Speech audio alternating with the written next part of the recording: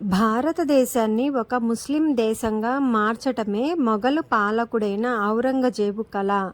అందుకని ఎంతోమంది హిందూ రాజులను మతం మారాలని, ఇస్లాం మతం స్వీకరించాలని ప్రజలను కూడా ఒత్తిడి చేశాడు.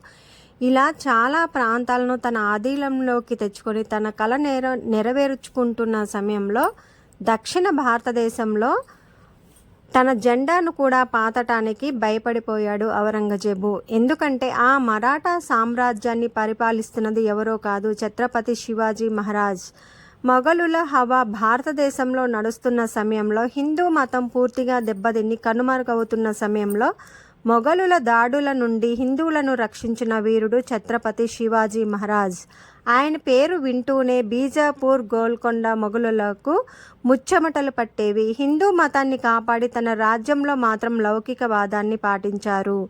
అన్ని మతాలను సమానంగా ఆదరించాడు. హిందూ మతాన్ని రక్షించడం కోసమే ముస్లిం దురాక్రమణదారులతో యుద్ధం చేశాడే తప్ప ఎప్పుడూ కూడా ఇతర మతాలను వ్యతిరేకించలేదు.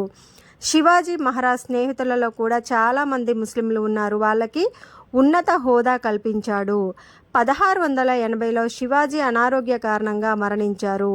శివాజీ మరణం తర్వాత ఔరంగజేబు చాలా సంతోషపడ్డాడు. శివాజీ మరణం తర్వాత మరాఠా సామ్రాజ్యాన్ని టచ్ కూడా చేయడానికి భయపడిపోయాడు. ఎందుకంటే శివాజీ కొడుకు అయినటువంటి సంభాజీ మహారాజ్ రంగంలోకి దిగారు కనుక.